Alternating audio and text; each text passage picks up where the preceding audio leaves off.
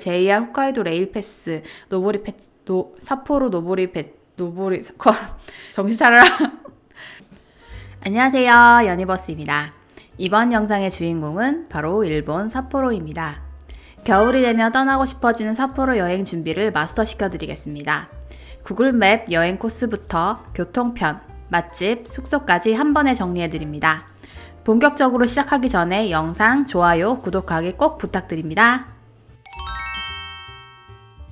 네이버 체크인 데이 일본 여행 카페에 올라온 게시글을 보면서 하나하나 설명드리겠습니다. 이 게시글은 더보기란에 링크가 걸려 있으니까 편하게 참고하시기 바라겠습니다. 자, 먼저 삿포로 여행 코스를 짜기 전에 여행 목적을 고려해야 되는데요. 여행 목적에 따라 여행 코스는 다르게 설계되어질 수밖에 없습니다. 삿포로 여행의 목적은 크게 세 가지로 정리됩니다. 첫 번째 목적은 삿포로가 첫 방문이기 때문에 나는 삿포로 시내 핵심 명소를 여행하는 데 집중할 거야 라는 분들입니다. 주로 2박 3일, 3박 4일 이렇게 가시는 분들이 되겠습니다. 여행자가 가장 즐겨 찾는 삿포로 명소 중심으로 한 여행 코스를 짜야 하고요. 특히 2월에 눈축제를 목적으로 하는 분들은 짧게 다녀오시거든요. 이런 목적을 가지신 분들은 어떤 여행 코스를 짜야 되는지를 제안 드리도록 하겠습니다. 둘째, 삿포로 명소보다는 맛집을 가고 쇼핑하는 데 집중할 거야 라는 분들입니다. 삿포로를 재방문하시는 분들이 여기에 많이 속하겠네요. 이미 삿포로 주요 명소를 다 둘러봤기 때문에 또 갈 필요가 없잖아요. 그렇기 때문에 맛집과 쇼핑에 집중하려는 분들이 많으세요. 맛집에 집중된 스스키노와 삿포로역 주변에 숙소를 잡고 맛집 오픈 시간을 기준으로 하루 일정을 짜시면 되는데요. 한국인에게 잘 알려진 삿포로 맛집은 대기가 엄청나기 때문에 오픈런을 하는 게 좋습니다. 그럼 몇 시 오픈을 하는지 식당의 오픈 시간을 잘 확인한 다음에 그 시간에 맞춰 하루 일정을 짤 수 있어야 됩니다. 체크인 데이에 있는 삿포로 맛집 리스트를 참고해서 어디를 갈 건지를 미리 결정해 보시는 게 좋고요. 예약이 가능한 곳을 예약을 하시는 게 시간 절약하는 데 큰 도움이 됩니다. 그리고 삿포로의 상권은 삿포로역 주변과 스스키노 중심에 있는데요. 쇼핑을 하기에는 스스키노 쪽이 좀 더 편리합니다. 이렇게 맛집과 쇼핑의 스팟을 잘 고려한 다음에 숙소 위치를 선택하시면 되겠습니다. 체크인 데이에 있는 삿포로 맛집 정보와 쇼핑 정리글이 이렇게 많이 있는데요. 이렇게 맛집 리스트와 이제 쇼핑 컨텐츠들을 잘 둘러보신 다음에 이제 내가 어디를 방문할 건지를 미리 좀 뽑아 놓으세요. 그게 여행 코스가 되는 거니까요. 삿포로 맛집 컨텐츠를 둘러보면은 이렇게 다양한 맛집 리스트들이 있으니까 여기서 한번 골라보시고요. 자, 그 다음은 쇼핑 컨텐츠들이 많이 있는데요. 이제 삿포로에 어디를 가면 좋은지를 잘 정리해 놓은 쇼핑 지도가 있습니다. 이 링크를 한번 클릭해 보면은 자, 바로 이 글이 나오는데요. 지도를 중심으로 어떤 쇼핑 명소들이 있는지를 잘 표시를 해주고 있거든요. 삿포로역 주변에는 이런 것들이 있고 그 다음에 각 쇼핑몰이나 그런 스팟들에 대한 설명이 있고요. 그 다음에 오도리역과 스스키노 주변에 이제 어떤 브랜드들이 있는지 어떤 백화점이 있는지 이렇게 정리가 되어 있는 게시글이 있습니다. 그리고 쭉 내려보시면 그 외 지역에도 갈 만한 곳들까지 이렇게 정리가 돼 있으니까 쇼핑 관련 컨텐츠를 많이 보시고 어디로 쇼핑을 갈지를 미리 정하시는 게 중요하겠습니다. 세 번째 삿포로의 여행 목적은 시내 일정과 함께 근교 여행지를 가는 것입니다. 주로 4박 5일 이상 일정이 되겠습니다. 삿포로 근교에는 후라노, 비에이, 오타루, 도야, 하코다테, 노보리베치, 조장케이 등 매력적인 여행지가 많습니다. 교통이 편리한 삿포로역 주변에 숙소를 잡고 당일치기 하도록 여행 계획을 세우는 게 좋겠습니다. 대중교통으로 가기 힘든 곳이라면 투어 상품을 이용하거나 렌트카를 빌리는 것도 좋은 방법입니다. 이렇게 체크인 데이에는 삿포로 근교 여행 코스가 잘 정리가 되어 있는데요. 대중교통으로 갈 경우에는 교통편을 잘 알아야 되잖아요. 그래서 BA 후라노 가는 방법, 도야오수, 오타루, 노보리베치 가는 방법, 조장케이 등 이렇게 정리가 잘 되어 있으니까 이 게시글 잘 활용하시면 됩니다. 그 다음에 자유여행으로 난 어렵다 하시는 분들은 이제 근교 투어 상품도 많이 발달해 있습니다. BA 후라노 겨울 버스 투어 후기도 있고요. 업체를 비교해놓은 게시글도 있고 노보리베치 도야오 투어 등 이렇게 투어를 신청할 수 있고 정리해놓은 게시글도 있으니까 참고하시면 되겠습니다. 자, 이렇게 세 가지 삿포로 여행 목적을 살펴봤는데요. 이 목적에 딱 맞는 여행 코스를 지금부터 만들어 보도록 하겠습니다. 자, 삿포로 여행 초심자를 위한 여행 준비 A부터 Z까지 시작해 볼게요. 자, 먼저 삿포로 왕복 항공권을 구입해야겠죠. 후쿠오카, 오사카, 도쿄에 비해 비행시간이 더 길기 때문에 항공권이 좀 더 비싸다는 단점이 있습니다.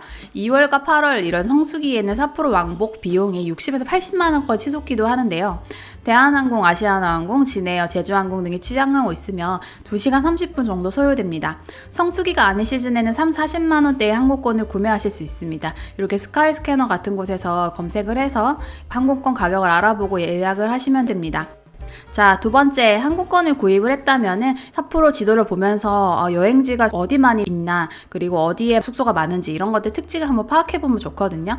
그래서 이렇게 이제 지도를 딱 열어보시고, 삿포로는 삿포로역과 오도리공원, 스스키노로 이어지는 핵심 여행 코스를 중심으로 시간적인 여유가 있다면 가볼 만한 북해도 개척존, 시로이 고이비토 파크 등이 자리 잡고 있습니다. 하나씩 봐볼게요.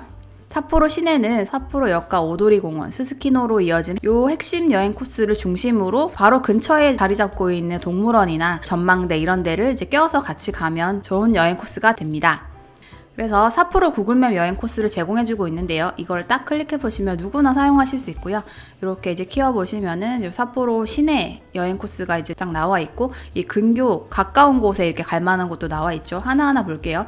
이제 첫 번째 레이어를 보면은 삿포로 명소가 잘 찍혀 있습니다. 이 빨강 색깔로 찍혀 있는 게 삿포로 명소들이고요. 두 번째는 이제 전망을 볼 수 있는 명소는 이렇게 보이시죠? 이 아이콘은 전망 명소만 별도로 찍어 놓은 것이고요. 그리고 1일차 여행 코스 이렇게 나와 있고, A부터 이렇게 순서대로 쭉 가시면 되거든요.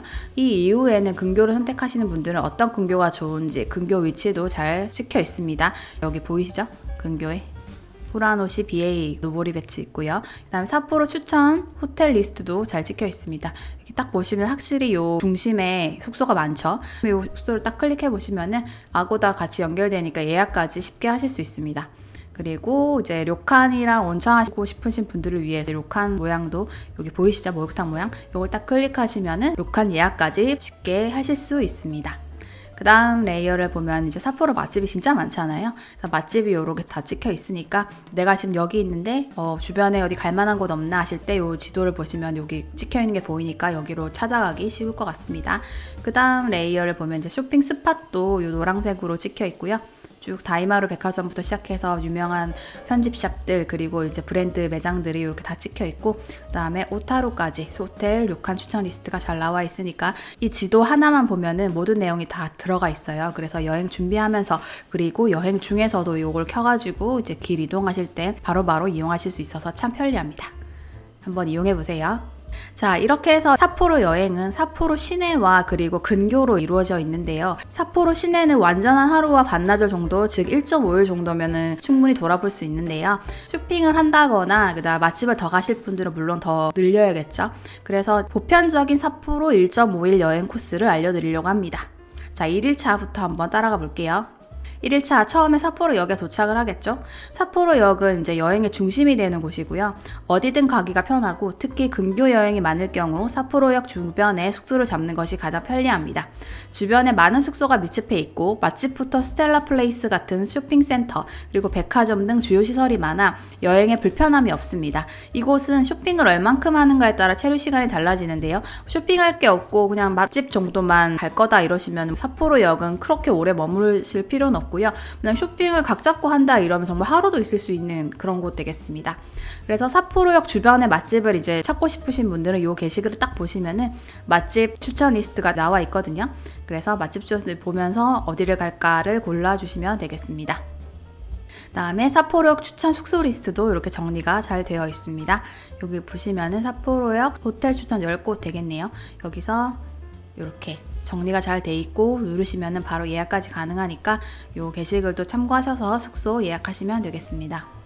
자, 삿포로역에서 출발해서 두 번째 코스는 홋카이도청입니다. 미국식 네오 바로크 풍으로 지어져 아름다운 곡선과 화사한 파사드가 특징입니다. 되게 예쁘죠? 가볍게 사진 찍고 넘어가시면 됩니다. 뭐 오래 머무를 필요는 없고요. 현재 리모델링 공사 중이라서 외관이 아름답지 않아서 지금은 안 가시는 분들도 많은데요. 2025년 3월까지 한다고 하니까 끝난 후에 가시는 분들은 찾아가 보시면 좋을 것 같습니다. 다음은 삿포로시 시계탑입니다. 가장 핵심이 되는 명소죠. 삿포로의 랜드마크라 불리고요. 매시 정각의 종류의 종이 울리면서 내부의 홋카이도와 시계탑의 역사와 자료를 볼 수 있는 곳입니다. 내부 박물관 입장료는 성인 200엔이고요. 삿포로의 과거부터 현재까지 한눈에 파악할 수 있습니다. 이것도 보통 외부 사진만 찍고 대부분 넘어가시는데 예쁘니까 여기서 사진 많이 찍어 보시기 바라겠습니다. 다음 시계탑에서 이제 또 걸어서 삿포로 TV타워로 갑니다. 여기는 바로 전망 포인트 되겠는데요. 147.2m의 높이에서 환상적인 전망을 볼 수 있습니다. 삿포로 시내에서 가장 접근하기 편리한 위치에 전망되기 때문에 시간 절약하기에도 좋습니다. 특히 겨울철 일루미네이션 시즌에 TV타워에서 보는 전망이 아주 아름답습니다. 삿포로 TV타워 입장권 구입은 아래 링크 딱 눌러보시면 입장권 구입하는 링크가 나오고요. 유의사항 등 이렇게 잘 나와 있으니까 요글도 참고하시면 쉽게 예약하실 수 있습니다. 다음 TV타워가 있는 곳이 바로 오도리 공원이잖아요. 그러니까 여기에 올라가면은 이 공원이 이렇게 착 보이겠죠? 오도리 공원은 삿포로의 남과 북의 경계가 되며 도로를 따라 동서로 길게 뻗어있는 독특한 형태의 공원입니다. 다양한 문화 행사와 축제, 이벤트가 가득한 곳이고요. 삿포로 TV타워와 함께 위치해 있어서 묶어서 꼭 같이 가시면 되겠습니다. 오도리 공원과 삿포로 TV타워가 왜 좋은지, 어떤 게 좋았는지 이렇게 또 정리가 잘 돼 있습니다. 요거 한번 읽어보시고요. 다음은 이제 다누키 코지 상점가로 가겠습니다. 아케이드가 설치되어 있어가지고 비 오거나 눈이 와도 구경하기 좋거든요. 다양한 업종의 가게가 모여있는 홋카이도에서 가장 오래된 상점가입니다. 쇼핑거리 다누키 코지 상점가에 가볼 만한 샵들을 이렇게 정리가 돼 있거든요. 어디에 있는지 위치가 딱 정리돼 있고 가볼 만한 상점 이렇게 다 정리가 돼 있습니다. 삿포로는 눈이 많이 오니까 겨울철에 가시면 이런 데 구경하시면 되게 편해요. 다음에는 스스키노로 왔습니다. 삿포로 시내에서 최대로 발달한 번화가입니다. 관광객이 가장 많이 찾는 명소고요. 스스키노의 맛집, 이자카야, 쇼핑 명소가 밀집되어 있습니다. 삿포로 명물이자 포토스팟인 니카 전광판 앞에서 인증샷도 놓치지 마시기 바랍니다. 삿포로 스스키노역 그리고 오도리역 주변 맛집 추천 리스트는 이렇게 딱 정리가 되어 있습니다. 스스키노역이랑 오도리 공원 주변에서 뭘 먹으러 가지 하실 분들은 여기서 골라보시면 되겠습니다. 이제 스스키노까지 내려오면 하루가 거의 끝이 나는데요. 삿포로역에서 스스키노까지 꽤 먼 거리긴 하지만 다리만 튼튼하시고 피곤하지 않다면 충분히 도보로도 이동이 가능하거든요. 한 번 정도는 이동을 하시고 또 왕복하실 때는 이제 지하철 이용해서 가는 걸로 하셔도 좋을 것 같습니다. 삿포로 시내는 되게 좁기 때문에 이렇게 삿포로역에서 오도리 공원, 스스키노까지 이동하는 데는 도보로도 가실 수 있다는 점 기억하시길 바라겠습니다. 만약에 스스키노역까지 오시면서 쇼핑이나 맛집 많이 가셨다면 밤이 돼서 하루 일정이 끝나겠지만 쇼핑 많이 안 하신 분들은 시간이 남으실 수도 있어요. 그러면은 추천드리는 곳이 바로 나카지마 공원 되겠습니다. 홋카이도 대학의 은행나무 가로수길과 함께 삿포로 시내 대표 단풍 명소로 손꼽히는 공원입니다. 봄, 가을 위주로 가시는 걸 추천해드리고요. 해가 있을 때 가는 게 예쁘기 때문에 겨울철이라면은 패스하셔도 되겠습니다. 자, 그리고 하루의 마무리는 모이와 야마 전망대에서 하시면 되겠습니다. 삿포로 시내에 위치한 해발 531m에 위치한 전망대입니다. 탁 트인 야외 전망대라 야경이 정말 일품이고요. 다만 날씨 영향을 많이 받고 시내보다 훨씬 추운 편이니까 방문 시 보온에 신경 쓰시기 바라겠습니다. 전망대는 모이와 산로프역에서 삿포로 모이와 야마 로프웨이와 미니 케이블카를 타고 올라간답니다. 케이블카 티켓 구입은 아래 링크를 참고하시면 되겠습니다. 여기 보이시죠? 여기 클릭하시면은 로프웨이 티켓 구매하는 링크가 나오니까 쉽게 구매하실 수 있겠습니다. 그리고 여기는 날씨가 되게 중요하겠죠? 날씨가 안 좋거나 시간이 없는 분들은 괜히 가지 마시고 삿포로역 JR타워 전망대를 가시는 것을 추천드리겠습니다. 자, 이렇게 1일차가 마무리됐습니다. 숙소로 들어가서 쉬시고요. 이제 2일차 삿포로 떠나는 당일이잖아요. 가볍게 몇 곳 방문하시는 것을 추천드리겠습니다. 비행기 출발 시간에 맞춰 아래 중 가고 싶은 곳을 몇 곳만 정하여 방문해 주시면 되는데요. 문화유산에 관심이 많으시다면 홋카이도 신궁을 추천드리고요. 맥주를 좋아하신다면 삿포로 맥주박물관을 추천드리겠습니다. 아이와 함께 있다면 마루야마 동물원이나 시로이코이비토 파크를 추천드리겠습니다. 첫 번째 니조 시장입니다. 삿포로 관광 특산품과 신선한 해산물을 구입할 수 있는 재래시장입니다. 홋카이도 3대 시장 중 한 곳이거든요. 주로 신선한 카이센동 맛집을 많이 찾아가시는데 오후에는 재료가 떨어지거나 웨이팅이 너무 길어지기 때문에 아침 이른 시간에 가시면 좋을 것 같습니다. 니조시장 탐방기와 맛집 리스트가 이렇게 카페에 정리가 돼 있거든요. 이제 니조시장에도 가게가 워낙 많으니까 어디에 먹으러 갈까 고민하지 마시고 이 글을 보시면서 갈만한 곳 맛집을 찾아보시기 바라겠습니다. 두 번째 코스는 마루야마 공원, 동물원, 홋카이도 신궁 되겠습니다. 마루야마 공원과 홋카이도 신궁은 한데 모여 있거든요. 공원과 신궁을 함께 묶어서 산책하시면 좋고 아이와 함께라면 동물원도 강력 추천드리겠습니다. 다만 마루야마 공원과 동물원도 규모가 크고 거리가 있어서 다 둘러보려면 소요 시간이 꽤 많이 들어가는 점 참고해서 선택하시기 바라겠습니다. 마루야마 공원과 신궁을 둘 다 본다면 1시간에서 1시간 반 정도, 마루야마 동물원은 한 2시간에서 3시간 정도 소요되더라고요. 이런 점 잘 참고하셔서 계획 세우는데 반영하시기 바라겠습니다. 자, 마루야마 공원 한번 둘러볼까요? 삿포로 시내 최고의 벚꽃 명소로 5월 초에는 꽃놀이로 인산인해를 이루지만 평소에는 아주 조용한 곳입니다. 저는 겨울에 갔는데 그래도 산책하기 좋더라고요. 두 번째, 그 다음 홋카이도 신궁 되겠습니다. 울창한 숲에 둘러싸여 있는 신사인데요. 도란도란 산책하기 좋은 곳입니다. 여기 가니까 이제 여성분들이 기모노를 대여해서 입고 이렇게 사진을 많이 찍으시더라고요. 기모노 대여하는 방법도 이렇게 나와 있으니까 이 글 참고하시길 바라겠습니다. 다음 마루야마 동물원 볼게요. 마루야마 동물원은 규모가 정말 커요. 그리고 호랑이, 레서 팬더, 기린 등 인기 동물도 많아가지고 아이들과 함께 가면 좋은 곳입니다. 온다. 오. 우와, 와, 근데 진짜 포스가 장난 아닌 게 이거 앞에 있는데도 무섭다. 마루야마 동원과 홋카이도 신궁, 마루야마 동물원들 정리한 게시글이 여기 있으니까 이 글을 보면서 이제 가실 분들은 루트라든지 그다음에 어떻게 시간을 분배해야 되는지를 이 글을 보면서 참고해 보시길 바라겠습니다. 다음은 삿포로 맥주 박물관 되겠습니다. 홋카이도 발전과 함께 온 삿포로 맥주에 대해 일목요연하게 정리해 놓은 맥주 박물관입니다. 비어가든도 함께 방문하여 갓 따른 생맥주를 맛있는 요리에 즐겨보실 수 있는데요.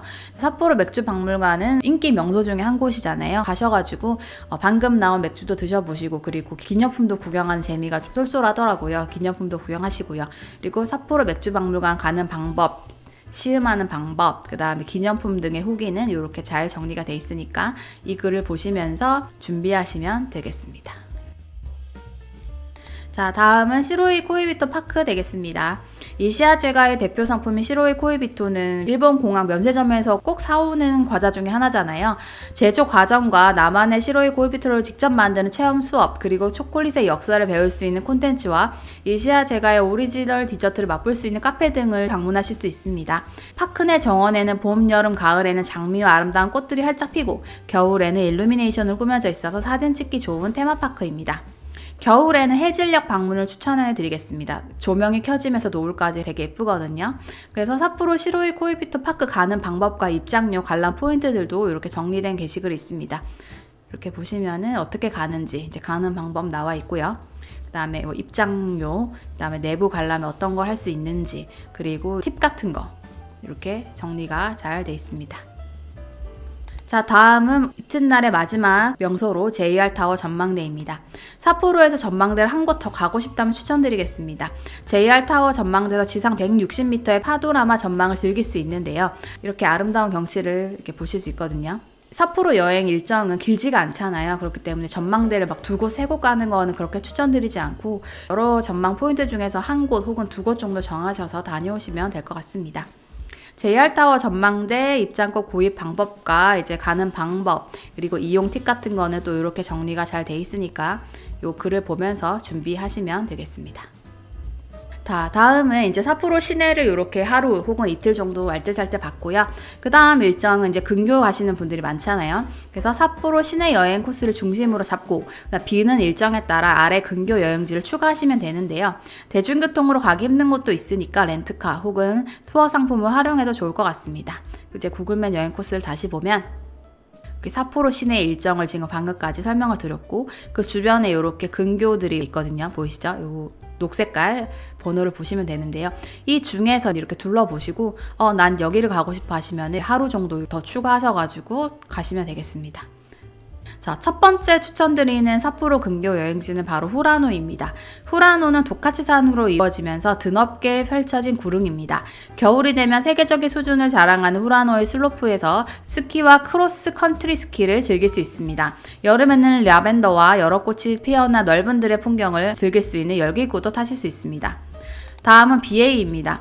다채로운 자연경관으로 유명해 홋카이도 홍보의 영상에 자주 등장합니다. 그 중에서도 가장 유명한 곳은 도시 남동쪽에 자리하고 있는 청해호수인데요. 선명한 파란색 물이 고요한 분위기를 자아내는 호수로 계절과 날씨에 따라 색조가 다양하게 바뀝니다. 그래서 BA와 후라노 자유여행 가는 방법, 교통, 패스, 코스, 그다음 호텔, 맛집까지 이렇게 정리가 잘 돼 있거든요. 여기 보시면서 자유여행 가는 방법 이렇게 잘 확인하시면 되겠습니다. 그 다음에 난 자유여행으로 가는 거 좀 힘들겠어 하시는 분들은 이게 버스 투어도 정말 잘 되어 있어요. 그래서 요 버스 투어를 딱 클릭해 보시면 회사가 되게 많잖아요. 어떤 코스를 가는지 그리고 비교가 돼 있고요. 어떤 특징이 있는지가 나와 있으니까 이 중에서 골라가지고 바로 예약까지 진행하시면 되겠습니다. 다음 추천드리는 삿포로 근교는 바로 도야호 되겠습니다. 도야호는 북해도의 3대 경관의 하나로 꼽히는 칼데라 호수입니다. 둘레가 무려 43km, 최고 수심이 180m에 달하는 큰 호수인데요. 북해도의 혹독한 겨울 추위에도 수면이 얼지 않는 신비한 호수라고 합니다. 지금은 북해도를 찾는 한국인들의 관광 코스에도 빠지지 않는 필수 볼거리 중 한 곳입니다. 도야호수 여행 정보도 이렇게 정리가 따로 돼 있는데요. 가는 방법, 숙소, 축제, 그다음에 가볼 만한 곳, 맛집 등은 이 게시글 통해서 정리가 돼 있으니까 참고하셔서 계획 세우시면 되겠습니다. 이렇게 정리가 정말 잘 돼 있습니다. 그리고 도야호 투어 상품도 이렇게 정리가 돼 있으니까 난 자유여행은 어려울 것 같아 하시는 분들은 이런 투어 상품을 활용하시면 되겠습니다. 예약까지 바로 가능합니다. 다음 근교 여행지는 바로 오타루입니다. 홋카이도 필수 여행지인 오타루는 삿포로에서 약 30분 정도 걸립니다.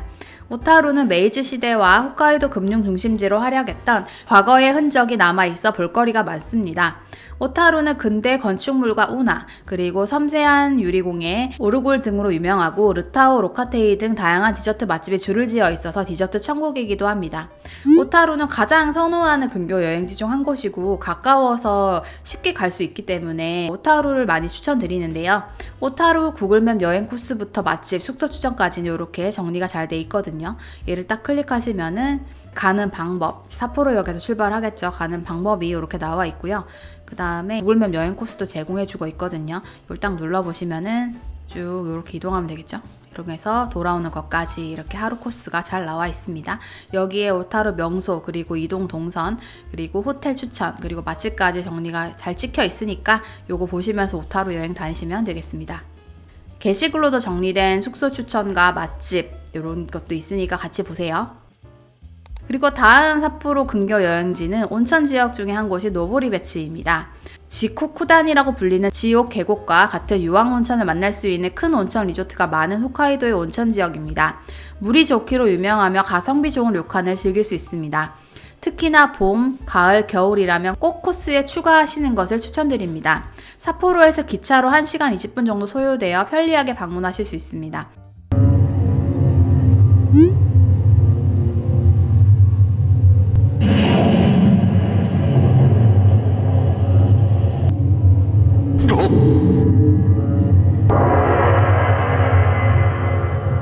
노보리베츠 가는 방법과 여행 코스, 지옥 계곡, 맛집, 료칸 정보가 여기에 다 정리되어 있습니다. 딱 눌러보시면은 노보리베츠 소개와 가는 방법, 기차 타고 가는 방법과 버스 이런 것들 방법이 쫙 나와 있고요. 그 다음에 여행 코스도 잘 나와 있습니다.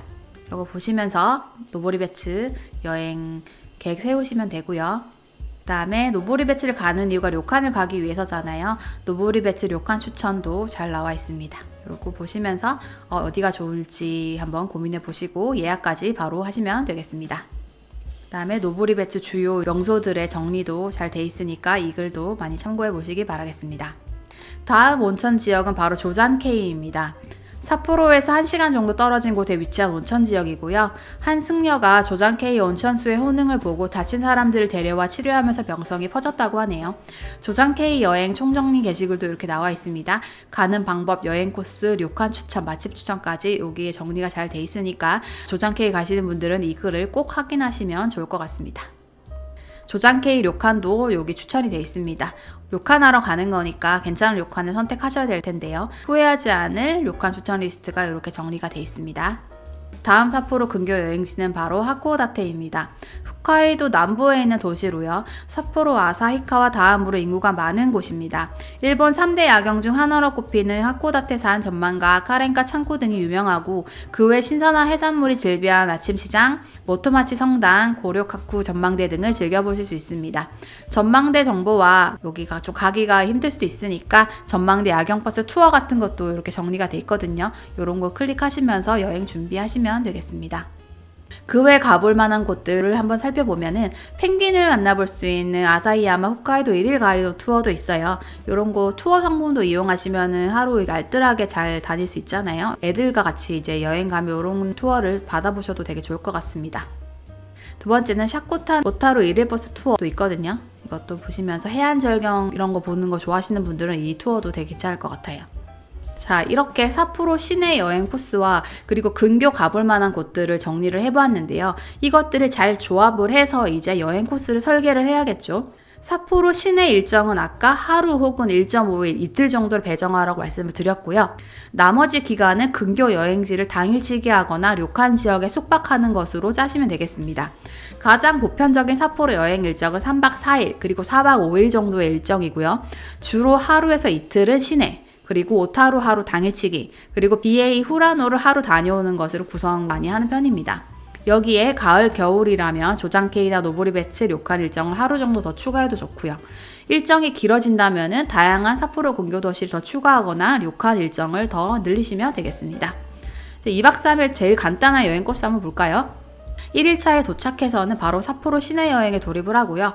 2일차에는 BA 후라노 1일 투어를 다녀오신다거나 노보리베츠 조장케이 등 근교 당일치기, 그 다음에 료칸에서 1박 하실 수 있겠습니다. 3일차는 이제 삿포로 시내 여행을 마저 하시고 저녁쯤에 출국하시게 되는 이런 짧은 일정 되겠습니다. 사실 2박 3일 정도면은 근교를 안 가시길 추천드리는 게 맞아요. 왜냐면 너무 바쁘기 때문에. 그래도 하루라도 근교로 가고 싶다 하시는 분들을 위해서 이렇게 2박 3일 짜보았고요. 그리고 3박 4일 일정은 바로 삿포로로 들어가서 온천 지역으로 이동을 하는 게 시간 낭비를 줄일 수 있는 방법입니다. 조장케이나 노보리베츠 중에 선택해서 가시고요. 그다음 2일차 때 다시 삿포로 시내로 돌아와서 시내를 여행하고요. 그리고 3일차 때 BA와 후라노 1일 투어, 그리고 도야, 오타루 당일치기 등 골라서 이렇게 하루 근교를 가시고 4일차 때 삿포로 시내를 마저 보신 다음에 출국하시면 되겠습니다. 그리고 4박 5일 일정인데요. 삿포로인을 해서 온천 지역으로 바로 이동을 합니다. 온천을 하고 다음날 삿포로 시내 여행을 하고요. 그리고 3일차 때 BA 후라노 1일 투어를 다녀오시고 4일차 때 도야, 오타루 등 못 갔던 근교 여행지 중에 한 곳을 선택해서 다녀오시고요. 그리고 5일차 때 삿포로 시내 여행을 하는 겁니다. 그래서 4박 5일부터 계속 이제 박수가 늘어나는 경우에는 근교를 추가하거나 이제 료칸이 1박이면 좀 아쉬우니까 료칸 일정을 추가하시면 좋은 여행 코스가 만들어지게 되겠습니다. 이렇게 삿포로 여행 코스를 한번 잡아보았는데요. 삿포로 숙소를 잘 잡아야 여행하는데 편리하겠죠. 삿포로 숙소 어디에 잡아야 할지를 공부해 보도록 하겠습니다. 삿포로 숙소는 공항 이동 및 근교 여행하기에 삿포로역이 가장 편리하고요. 그리고 삿포로 근교 여행보다는 시내 여행이 중심이라면 오도리 공원 혹은 스스키노 주변이 가장 편리합니다. 아까 말씀드렸는데 삿포로역부터 스스키노까지는 도보로 충분히 걸어 다닐 수 있습니다. 삿포로 구글맵 여행 코스를 보면은 숙소 추천 레이어가 있는데요. 한번 클릭해 볼게요. 가시면 나머지는 이렇게 다 닫아주시고 여기 보면은 삿포로 호텔 추천 리스트가 보이시죠? 이렇게 딱 키워보면 여기가 핵심이기 때문에 주로 삿포로역 주변과 공원 주변 그리고 스스키노 주변에 숙소들이 대부분 모여있는 게 보이실 거예요. 그래서 내가 이번에는 스스키노 주변에 숙소를 잡고 싶다 하시면 이 주변에 있는 숙소 한번 보시고요. 여기 딱 클릭해 보시면은 어떤 호텔인지 그리고 예약하는 방법 링크까지 이렇게 연결이 되니까 참고하시면 되겠습니다. 그리고 시내에도 료칸형 숙소가 꽤 있는데요. 이렇게 보이시죠? 여기서도 딱 클릭해 보시면은 이제 료칸 숙소도 확인하실 수 있습니다. 그러니까 시간이 안 되시는 분들은 삿포로 시내에 있는 료칸형 호텔이나 이런 료칸에서 이 시간을 보내도 좋겠지요. 그리고 게시글로도 삿포로 호텔 추천이 이렇게 잘 돼 있으니까 이 글 보시면서 숙소를 잡아보시길 바라겠습니다. 그리고 삿포로 여행은 이제 료칸이 중요하다 하시는 분들을 위해서 이렇게 정리해 놓은 게시글도 있거든요. 위치별 온천 특징 및 인기 료칸 한방 정리 이런 게시글을 보시면서 어떤 지역의 온천은 어떤 특징이 있는지 살펴보시고 각 도시별로 료칸 추천한 것도 보시면서 수월하게 예약하시면 되겠습니다. 다음 삿포로 대욕장 호텔 베스트도 이렇게 정리가 되어 있고요. 4인 이상 가족을 위한 숙소 추천 리스트도 정리가 되어 있습니다. 자, 다음은 숙소를 정했다면 맛집, 핫플레이스, 카페 정보를 수집해 보겠습니다. 일본에서 가장 맛있는 게 많다는 홋카이도인데요. 체크인 데이에 정리된 삿포로 맛집을 충분히 활용해 보시고요. 그리고 편의점도 놓치지 마시길 바랍니다. 아까 구글맵 여행 코스를 보면은 맛집, 카페, 핫플 보이시죠? 얘를 딱 클릭하시면은 이제 주요 맛집과 핫플들이 이렇게 뜹니다. 그럼 여기서 한번 골라보시면 되겠지요. 그리고 예전에 올려놨던 직접 먹어보고 추천하는 삿포로 극강 맛집 28곳 영상이 있거든요. 이것도 한 개 참고하셔가지고 보시면 좋을 것 같습니다. 그 외에 맛집 관련 게시글이 엄청 많이 있어요. 삿포로 가서 꼭 먹어야 되는 메뉴들, 그리고 삿포로역 주변에 있는 맛집들, 그다음 스스키노역 오도리공원 맛집들, 그 다음에 카페 회원들이 추천하는 맛집 리스트들, 이렇게 다양한 테마로 맛집을 추천하고 있으니까 이런 거 하나하나 보시면서 가고 싶은 맛집 리스트를 만드시면 되겠습니다. 이제 맛집까지 준비하셨다면 쇼핑 정보를 수집해야 되는데요. 여기도 보시면은 맛집을 지우고 쇼핑 스팟을 딱 열면은 쇼핑할 만한 곳들이 이렇게 나옵니다. 보이시죠? 삿포로역 주변에 이런 매장을 한번 가보시고요. 요 스스키노나 오도리공원에 이런 매장을 가보시면 좋을 것 같습니다. 삿포로에서 쇼핑하기 좋은 쇼핑몰과 브랜드 매장 꼭 사와야 할 것들을 정리해드리는 게시글도 이렇게 다 있거든요. 이런 걸 보시면서 하나하나 리스트를 정리해 가는 것도 참 재밌습니다. 뭘 살지를 정리한 다음에 직접 가가지고 고르고 사오는 그런 과정에서도 재미도 있잖아요. 이런 거 보시면서 과자도 뭐 사올지, 세이코마트에서도 어떤 것들을 사올지, 먹어볼지를 이런 거 글 보시면서 정해보셔도 재밌어요. 이 세이코 마트는 홋카이도에만 있기 때문에 더 특별하잖아요. 그래서 이 마트에만 파는 것들, 그리고 이 마트만의 특징이 조금 있습니다. 그래서 이런 거 보시면서 이거 한번 사 먹어볼까, 이런 것도 좀 미리 고민해 보시는 것도 재밌는 것 같아요. 그 다음에 편의점 추천 리스트, 그 다음에 공항, 면세점에서 뭐 사야 될지 리스트, 그 다음에 삿포로 팩토리 득템할 수 있는 것들, 이런 것도 링크로 잘 정리가 돼 있고요.